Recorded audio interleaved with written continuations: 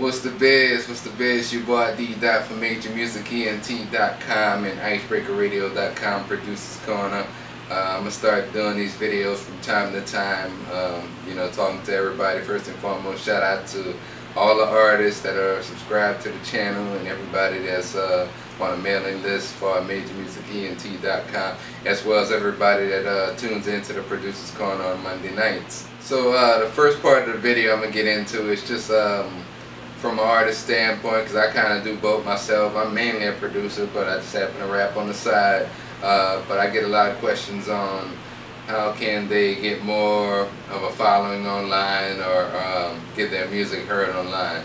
I'm going to just go over 3 quick things that kind of helped me over the years, and feel free to submit any questions to my mailbox on YouTube, or you can actually hit me up on Twitter at DEEDOT81, or I got another account that we're actually using as well, Major Music Beats on Twitter, or you can look it up as Major Music ENT. Alright, so the first part that I kind of want to get into is you have to be original. That's the biggest thing. Is I find far too many times these days you have a lot of artists that have the same sound. You go on every page, whether that's SoundClick or some producers have their own independent websites. Like myself, I have my own website. Some producers I do offer a free beat, for going to the site, signing up for the mailing list. But there are a lot of producers that offer, a wider variety of beats. And basically what's happening is these beats are just getting recycled all over. Which leads me to point number 2. You have to want to invest in your craft. And there's 2 types of investing. There is monetary, and then there's also investing in your knowledge. And the monetary part is, a lot of artists there's a couple of things, and if I had to go on about this video will be longer than 5 minutes or however long. But the one thing is, a lot of artists feel that just because some producers haven't done a major placement, that they shouldn't get paid for what they do.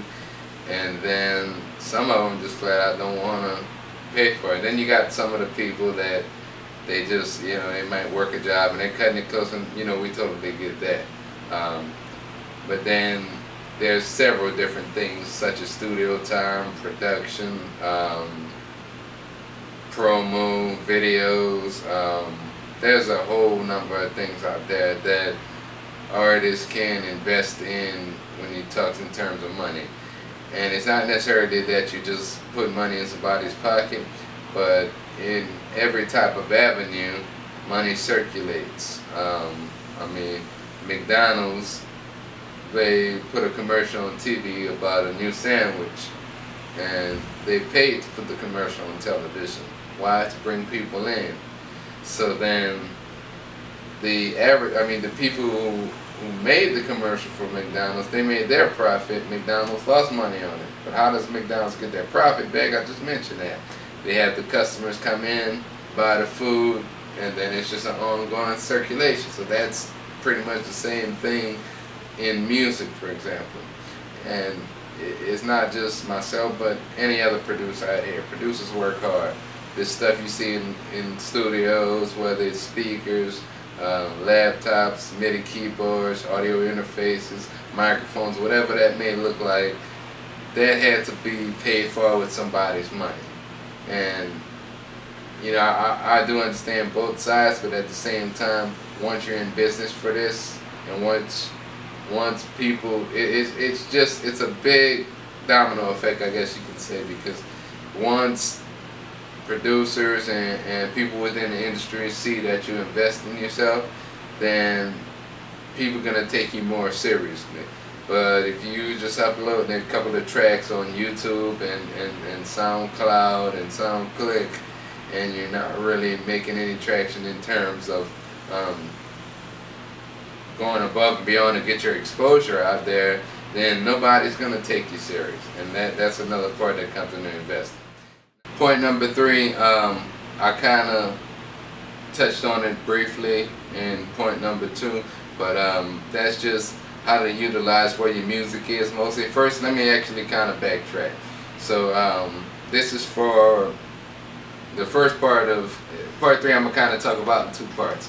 So the first part is for the up and coming artists that are starting from the bare bottom, that just really don't know anything about where to post their music or how to get their music online. So there are a number of different sites. Right now, most popular ones, SoundCloud is one, Reverb Nation is another, SoundClick is another. I would probably say that's the top 3 sites to put music on now these days. There are a lot of other independent sites online that will let you upload MP3 files. But if you're just starting out, I would probably stick to just those sites for right now. And then when you get enough music inside of your library, then you can probably expand and start releasing mixtapes and albums, like on DatPiff, Bandcamp, live mixtapes, iTunes, or you may want to put your music in the store, you know, on a CD in the store. Some artists still do that. Just really depends on what you want to do. The other piece, if you do have your music online already and you are an established artist, then some of you may already be doing this. Some of you maybe not utilizing social networking as good as you should. And what I'm saying that is social networking, there's a lot of people on these sites. There are our friends, our family, our co-workers, people we went to school with, and then people within whatever professions or industries we're in that we're networking with. And you gotta kind of learn, and I'm guilty of it too sometimes. I've gotten a little bit better at it as of recently, but you gotta learn to kind of separate your personal stuff from your business. And even, I guess, if you have to make yourself a separate page, but just learn to be online to network a lot of the times, instead of you got a lot of guys online looking for a piece of ass, and instead of focusing on networking, or up there posting random pictures and movies of what they, like they're working and they're really bullshitting around, but they just want to try to attract attention. And you don't want to be one of those guys. And the biggest thing I learned is, if you just produce, you just keep on releasing work, that people will take notice and they will start following. The other thing to that is, if you get on there every day and you are causing the scene and people see that, they're not really going to want to be associated with you in terms of business. So that's why you got to kind of back up sometimes and really try to keep it about business for the most part. You can, you know, maybe talk about sports and you know, other things that may interest people, but try to keep it respectful. Try to keep it to a point where, because it's really about building a rapport with a lot of people that you meet online. Once you do that, people will listen to your music. But if you're just posting music and you're spamming people and you're going up there and you're making a scene every day, that's not going to get you looked at. That pretty much covers a lot of the things that I wanted to talk about on this video. I just wanted to keep it short, didn't want it to be too long. Hit the like button, share. If you got any questions, please leave it below the video. Go to the website, MajorMusicENT.com. Subscribe to the newsletter. Also subscribe to the channel, Major Music TV. You can follow me on Twitter, DEEDOT81. Check out the Producer's Corner on Monday night, 7 p.m. Central Time on IcebreakerRadio.com. We mainly talk about music marketing, pro audio, and engineering.